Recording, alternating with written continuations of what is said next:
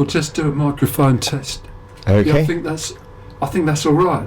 Okay. I mean, I can say some stuff for you so you can hear me coming through. Is this all good to you? We'll start. You've got to go soon, Alistair. Right. So we'll just carry on. Let's carry on. So I'll just tell the audience, ignore that first introduction. Oh, I didn't. Oh, are we live right now? No, not you. Yes. Oh, yes. we are. Oh, hello, everyone. Yes. Sorry. I put on a pre-recorded show so I could meet you. We don't have a lot of staff here at Phonic FM. No, but the staff we do have are very lovely. Well, thank you. No, it's lovely to be here. Thank you very much for inviting me down. It's great to speak to you.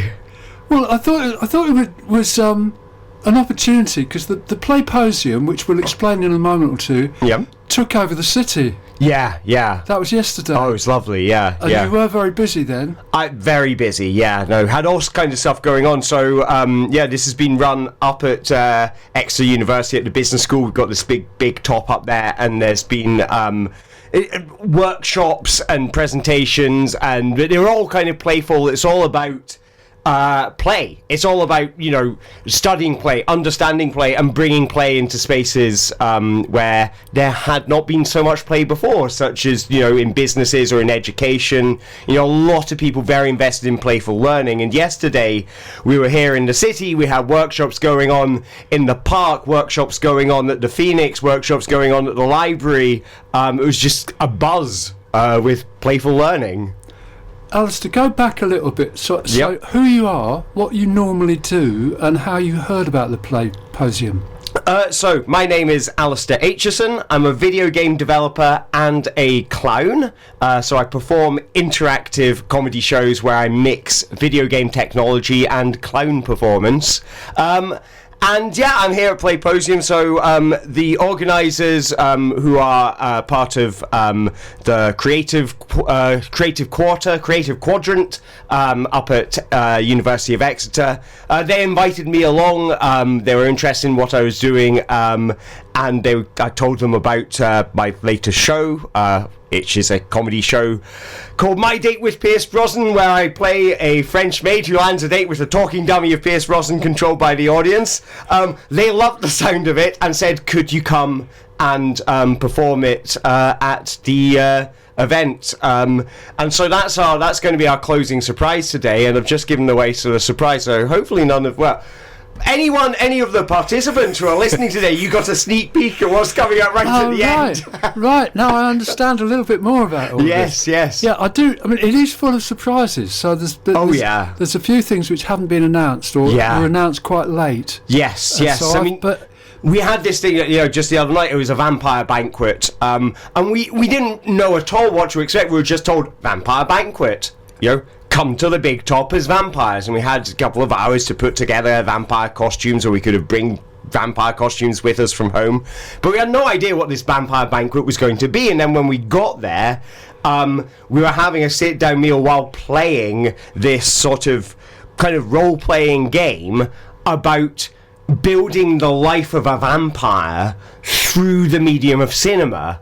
And it was it had been developed in film schools in America as a way to get students in film studies thinking more broadly about the history of cinema and sort of trying to throw away their own perspectives to bring in the perspective of an outsider with a different perspective to their own. And this sort of narrative of constructing the life of a vampire whose life had reflected the history of cinema was very effective. So we got to play that game with each other as a bunch of academics and practitioners dressed as vampires, having dinner and seeing, a really cool and innovative way of learning about cinema. It was incredible. So were some of the people participating actually film academics? Yes, that's right, yeah. So, I'm afraid I wish I could remember the names. Chris is the first name of one of the academics behind it. I wish I could remember his surname off the top of my head. But yeah, he was an academic. He's flown over from America, is a teacher at a university there. And this was something that he had developed for his students, and he was bringing to us so that we could try it out, discuss it, see what we learn about it for ourselves that we want to bring into our own practices. Right. So, when you arrived at it, did you know about the background of the Playposium and what had happened before? Sort of. So I didn't know a lot of detail about the Playposium. I'd been to another event called Playful Learning up in Leicester a few years ago, which was similar in tone, in that it was an academic play conference, and it was a mix of people like researchers who study play as an academic field, and academics who use play in their teaching. For example, teaching nursing students, teaching advanced medical practice, things like that.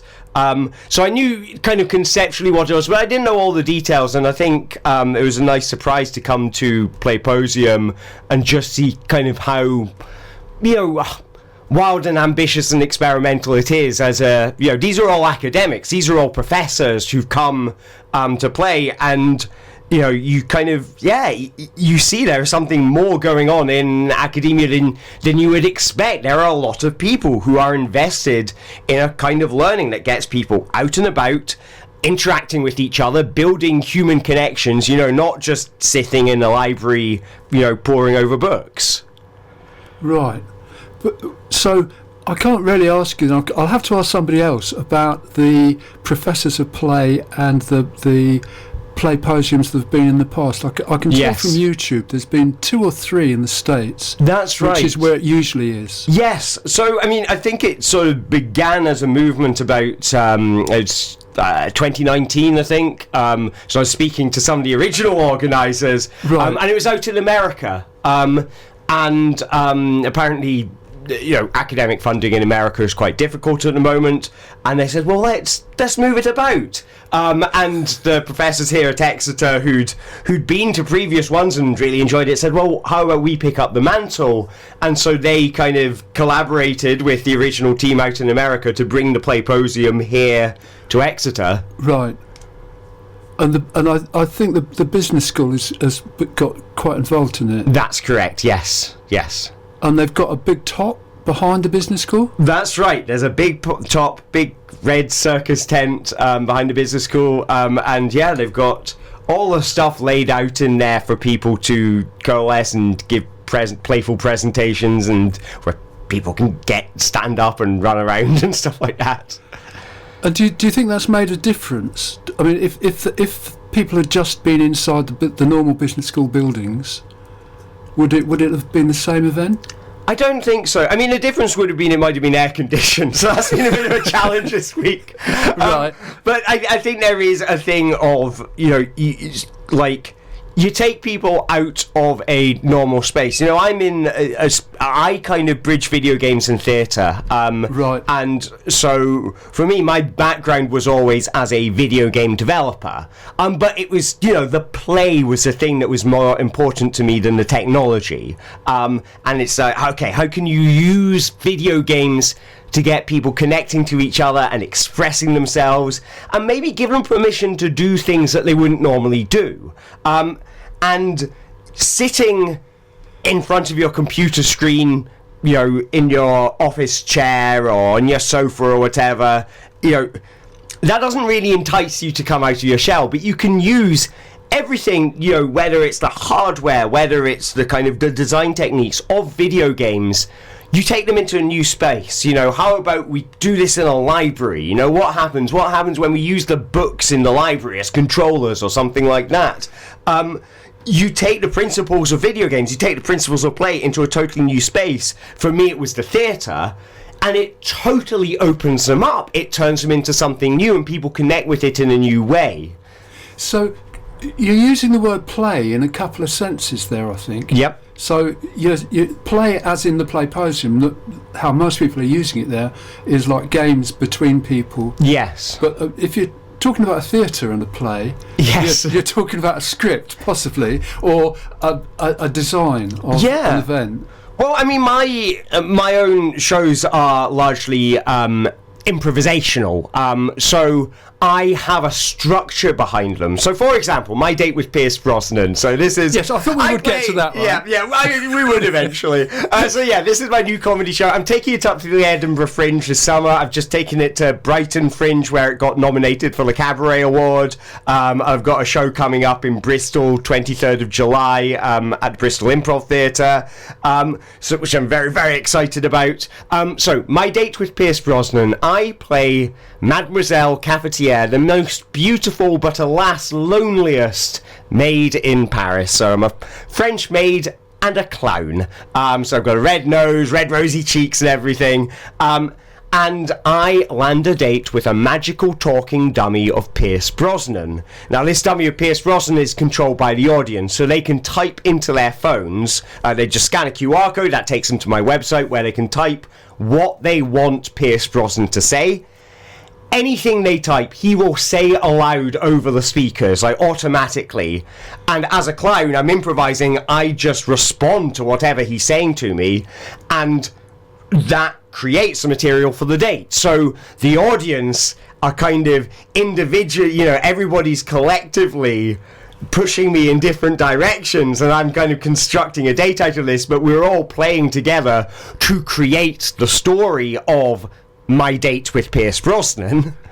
So, it's very improvised, but it is structured into bits. I built the technology to do that, which kind of guides people to how they're going to interact with this show, which is by sending these anonymous messages. And I like the anonymity of it, because it means people who are maybe a bit shy, they still get just as much opportunity to take a risk and put the boat out and maybe type in something they wouldn't normally say, as the more confident people who are more used to taking that kind of risk. So you might be the shyest person in the room, you might get the biggest laugh of the night because of what you type in to get Pierce Brosnan to say. And I like the fact that the technology and the anonymity of it gives people that opportunity.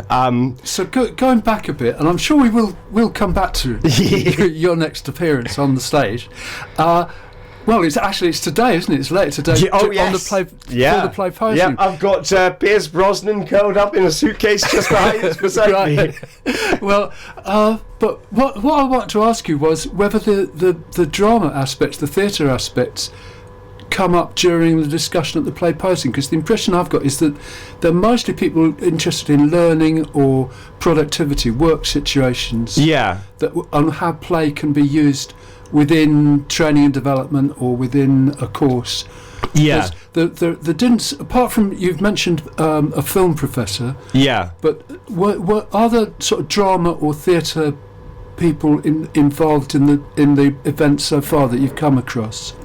Not that I've come across so far. I mean, I wouldn't be surprised if I've just not bumped into them. There's a lot of people. There's over 100 people at this thing. Right. So, but I haven't yet, and that is, that's interesting. I think, there are definitely connections between, scripted theatre and what we're doing, and I think one of the interesting distinctions is, people play in different ways, just like.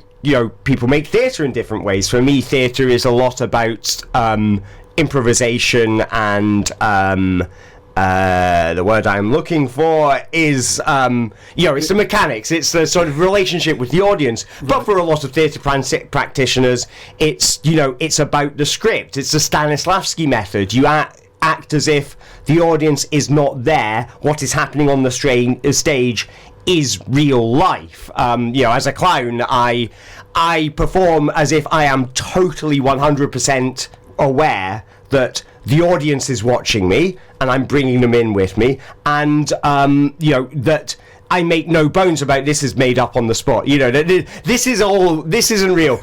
That's clearly not the real Pierce Brosnan, and that's part of what clown is. And so there's many approaches to theatre, there's many approaches to play, and I think what's been quite interesting to see is that for a lot of people, a kind of a more scripted version of play, something where there is a lot more that's kind of structure that's given to you in advance, that for people is a welcoming way into play. For people who wouldn't normally see themselves as playful, having something structured like a script, to me as a clown, I'm looking at that and I'm going, no, that's that's not playful at all. That's not, free and, people aren't discovering in the moment. Well, they are. And the structure of that script, the rigidity of it, is the comforting structure that, gives people license to play.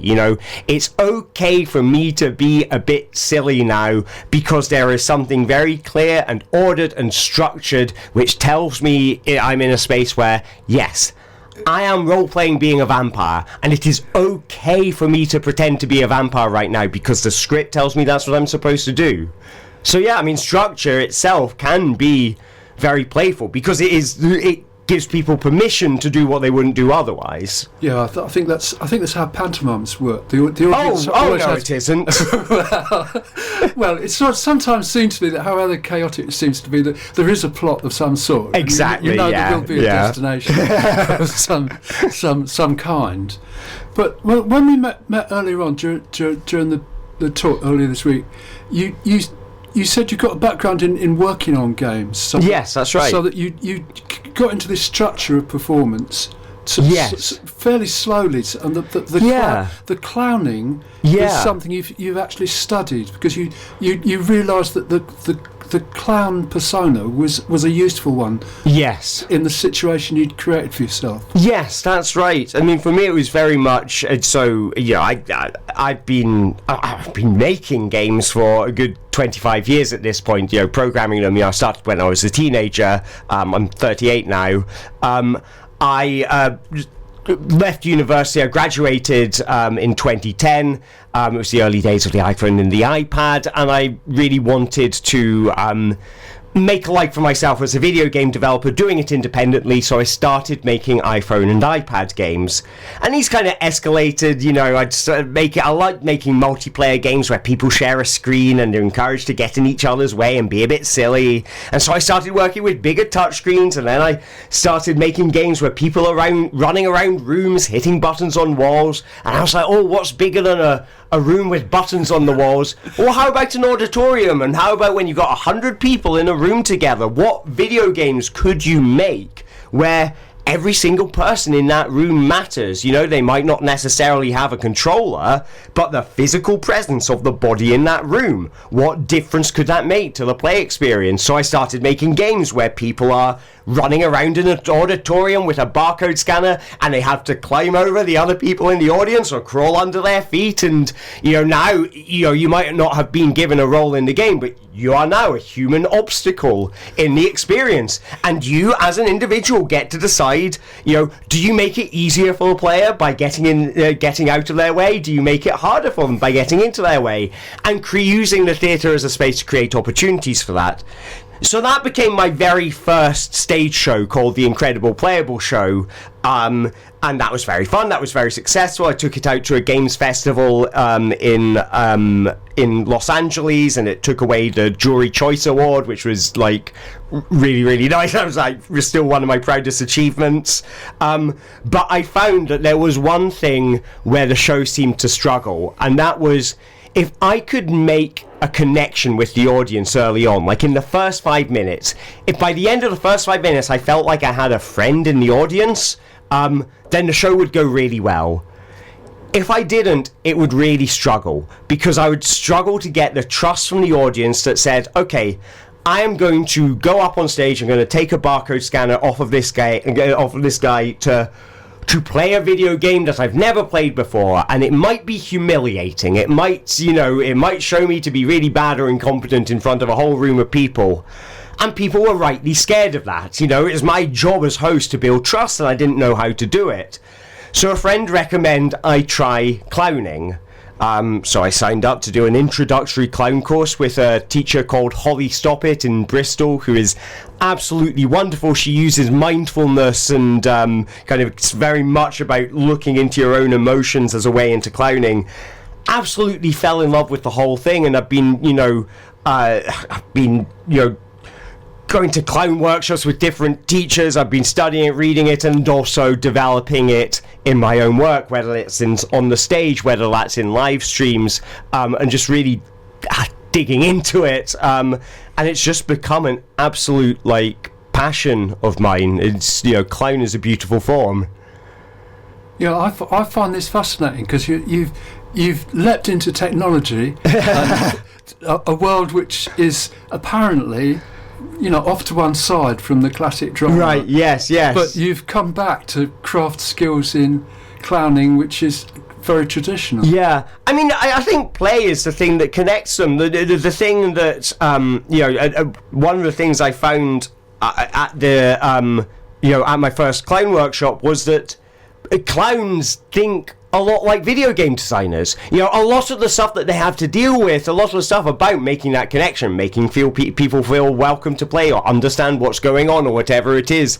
There are a lot of parallels between performing on stage as a clown and designing a game. The difference is, as a clown, you get to be in front of the people who are playing the show, in front of the audience, whereas with a game, the audience is probably playing it a year after you made it, miles across the world. So if they're not quite following, you can't adjust that game to make it suit them. And that's one of the great beauties of the stage, is you can make that adjustment on the fly. But even improv, improv is the same thing. I, first went to the Bristol Improv Theatre to see a show about 11, 12 years ago. And I thought, oh wow, this is amazing. Got chatting to the performers afterwards and found they think like game designers. Everything they talk about game in improv. Game is a really important word, and it means when improv performers talk about game, they're talking about ideas like, if you're as an improv performer, your role is not to be the funniest person on the stage. Your role is to set up your scene partner to be the funniest person on the stage. What are the things that I can do as a performer that help you as my fellow performer to really shine? And if we, if we perform like that, we will both end up being really funny. Stuff will emerge out of that. Yes, and is another part of game. You accept what your scene partner's giving you and you build on it. These are all parts of game, and what that is a system of mechanics where if we follow those rules, if we play along with those mechanics, then great magical moments, funny moments will emerge naturally as a result. And that's what video games are, when Donkey Kong, gorilla throws barrels, they bounce down a thing in different patterns, you have to jump over them. That generates a sequence of things that you have to jump over, which are sometimes predictable, sometimes unpredictable, that becomes very fun to play. But no one sat down and choreographed each individual barrel, they came up with the system, and the system causes the player to generate a fun experience, and that's what's going on in improv. That's what's going on in clown. Right. I think we've only got about 5 minutes. So yeah. The last thing I wanted to ask you about was your approach or feelings about social media, about ways of promoting an event. So I think classic drama, theatrical productions, they don't have the same way that musical yes of allowing sort of remix and bits and pieces being used in social media as short clips, and yet video games probably do. They don't mind some stills or some clips coming up as YouTube videos. Yes And so there's a much looser approach, which I guess from your games background you're familiar with. So does that influence how you promote a theatrical event?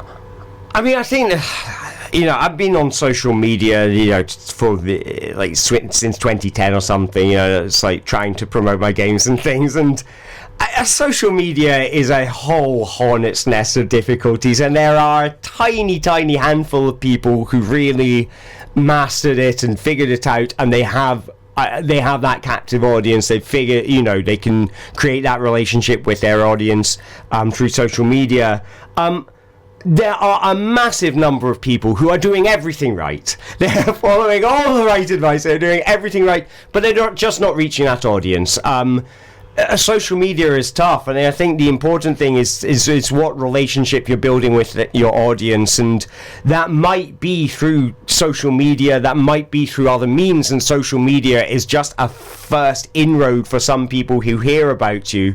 I mean, I think theatre marketing is definitely not something I've mastered. You know, I still have to work really hard to get people to come to my shows, but I think there is, it's not just, you know, you keep on posting content to Instagram and that's going to get people to your show. It's like, well, what is the story you're telling? Why are people on there following your Instagram? Are they following your Instagram to see adverts, or are they following for theatre advice from a practitioner who knows what they're talking about? Are they following because, you know, they saw you in the street busking and you were like, oh, this person's got it, we need to find out when they're doing their, you know, comedy show next or whatever. You know, I was doing an improv show with a group of friends. We, you know, got a small improv troupe that we performed together, and you know, we handed out flyers. We went out to different local bars near the venue and handed out flyers, and some of the people who got the flyers came along, but other people who, you know, knew us from the improv theatre weren't planning on coming, but they saw us handing out flyers and they knew we were serious about the show, and I said, yeah, let's go and support the Adorable Spies. That's the name of our group. Let's go see the Adorable Spies. They look like they're really pushing into this. They look like they're really and they're taking this seriously.